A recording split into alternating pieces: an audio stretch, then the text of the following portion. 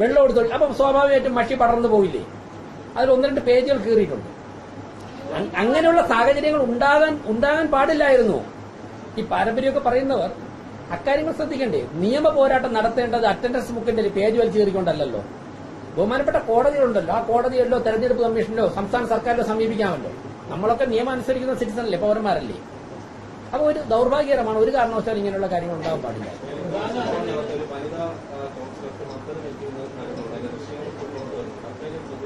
അല്ല, അങ്ങനെ ദൃശ്യങ്ങൾ കണ്ടിട്ടുണ്ട്. ഇപ്പൊ ഒന്നിൽ കൂടുതൽ വനിതാ കോൺസ്റ്റബിൾ അർച്ചന മണിയുണ്ട്, ആശുപത്രിയിലേക്ക് പോയിട്ടുണ്ട്, പെയിനെന്ന് കരുതി പറഞ്ഞ് പോയിട്ടുണ്ട്. ഒന്നിൽ കൂടുതൽ പേർ പോയിട്ടുണ്ട്. ഒരു കാരണവശാലും ഞാൻ നേരത്തെ പറഞ്ഞല്ലോ, കൌൺസിലർമാരൊക്കെ തന്നെ ജനങ്ങൾ തെരഞ്ഞെടുത്ത് വിട്ടിരിക്കുന്നത് അവരുടെ ജനങ്ങളുടെ കാര്യങ്ങൾ നിർവഹിക്കുവാനാണ്.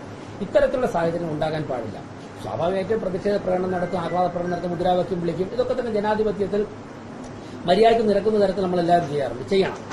പക്ഷേ പരസ്പരം ഹാജർ ബുക്ക്, ഏറ്റവും ആധികാരിക രേഖയായിട്ടുള്ള ഹാജർ ബുക്ക് ഒപ്പിടാൻ കൊടുത്താൽ ഞാൻ ഒപ്പിട്ടിട്ട് തിരികെ നൽകുക എന്നുള്ളതിലപ്പുറം അതിനെ വച്ചിട്ട് ഒരു ആയുധമാക്കി എടുത്തുകൊണ്ട് കളവായ വിവരങ്ങൾ എന്തിനാ പറയുന്നത്? അത്രയെടുത്ത് അതെല്ലാവർക്കും കാണുന്നതല്ലേ? ഞാൻ എന്തോ കണ്ടുപിടിച്ചു, അതിലെന്താ ഉള്ളത്? അതിലെല്ലാവരും ഒപ്പുരേഖകളുണ്ട്. ഇത് കേസ് മാറ്റിലുള്ളതല്ലേ? അപ്പൊ അവിടെ നിന്നാണ് ഈ പ്രതിസന്ധികൾ ആരംഭിച്ചത്. അങ്ങനെ ഒരു യോഗത്തിനെ, ഒരു നഗരസഭയുടെ ഫ്ലോറിനെ അങ്ങനെ ദുരുപയോഗം ചെയ്യാം. അവിടെ നിന്നല്ലേ ഈ പ്രതിസന്ധി ഉണ്ടായ? അവിടെ നിന്നല്ലേ എല്ലാ പേർക്കും ഈ അജണ്ട മുഴുവനും ചർച്ച എത്ര മണിക്കൂറോടെ സമയം കൊടുക്കാന്ന് പറഞ്ഞല്ലോ.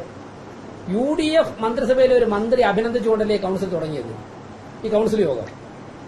ഈ കോർപ്പറേഷൻ ഭരിക്കുന്ന പാർട്ടിയും ആ മന്ത്രിയുടെ പാർട്ടിയും തമ്മിൽ ആശയപരമായി ഒരിക്കലും യോജിക്കാത്ത പാർട്ടികളല്ലേ. പക്ഷെ ജനങ്ങൾക്ക് വേണ്ടി പ്രവർത്തിക്കുന്ന കാര്യം അഭിനന്ദിച്ചുകൊണ്ട് ആണ് ഞങ്ങൾ പറഞ്ഞത് തുടങ്ങിയത് ഈ കൌൺസിൽ യോഗം. അത് രേഖകളുണ്ടാവില്ലേ? അങ്ങനെ തുടങ്ങി എല്ലാവർക്കും അവസരം ഉണ്ടായിരുന്ന കാര്യം അങ്ങനെയാണ് സംഭവിച്ചത്.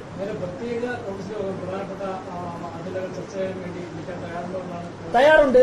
പക്ഷേ ഞാൻ നേരത്തെ പറഞ്ഞല്ലോ, മുനിസിപ്പൽ ആക്ട് അനുസരിച്ച് അതിനുള്ള അപേക്ഷ തരുമ്പോൾ 34 കൌൺസിലർമാരുടെ ഒപ്പ് വേണം.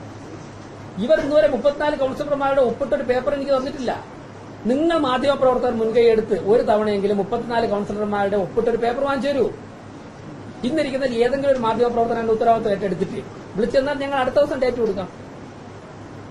കൌൺസിൽ യോഗം വിളിക്കാൻ ഒരു ബുദ്ധിമുട്ടുമില്ല.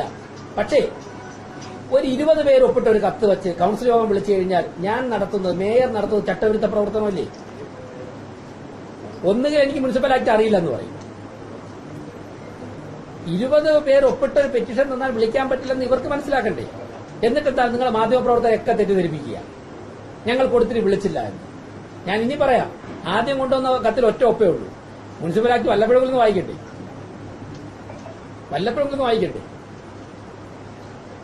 ആ ലെറ്ററിലൂടെ റിപ്പോർട്ട് അത് പുറത്ത് കാണിച്ചില്ലെന്നേ ഉള്ളൂ. പിന്നെന്താ തെറ്റിദ്ധാരണ നിങ്ങളുടെ ഇടയിൽ പരത്തിയത്? സുഗതൻ 2 കൌൺസിലിൽ ഒപ്പിട്ടില്ല.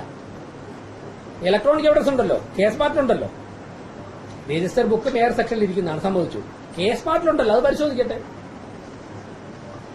സുഗതൻ 2 കൌൺസിൽ ഒപ്പിട്ടില്ലെന്നല്ലേ മാധ്യമങ്ങളോടൊക്കെ തന്നെ LDFന്റെ പാർലമെന്ററി പാർട്ടി ലീഡർ പറഞ്ഞുകൊണ്ടിരുന്നത്? അത് കളവായ കാര്യമല്ലേ?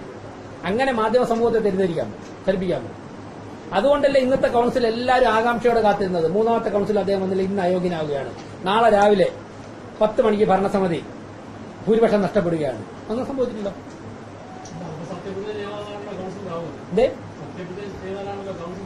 പത്തൊൻപത് ജയിലിൽ കിടക്കുന്ന ആളിനെ ഞാനും അങ്ങ് വിചാരം സത്യപ്രതിജ്ഞ ചെയ്യാൻ പറ്റൂ? അത് ചോദ്യത്തിനൊരു കോമൺ സെൻസ് ഉണ്ട്. ഇപ്പൊ ജയിലിൽ ഒരു നിയമം അനുസരിച്ചുകൊണ്ട് ജയിലിൽ കിടക്കുന്ന ഒരു വ്യക്തിക്ക് അതിനകത്തൂടെ സത്യപ്രതിജ്ഞ ചെയ്യാൻ പറ്റൂ? അതിന് കോടതിയെ സമീപിക്കും. ഇതൊക്കെ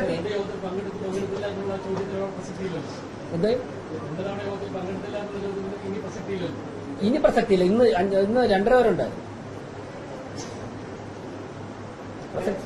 ഇന്നത്തെ ഈ സംഭവത്തിൽ പോലീസ് പരാതി നൽകാറോ എന്തെങ്കിലും നടപടി സ്വീകരിക്കാറോ നോക്കട്ടെ, ബാക്കിയെല്ലാം പരിശോധിച്ചതിന് ശേഷം ബാക്കിയെല്ലാം എന്തേ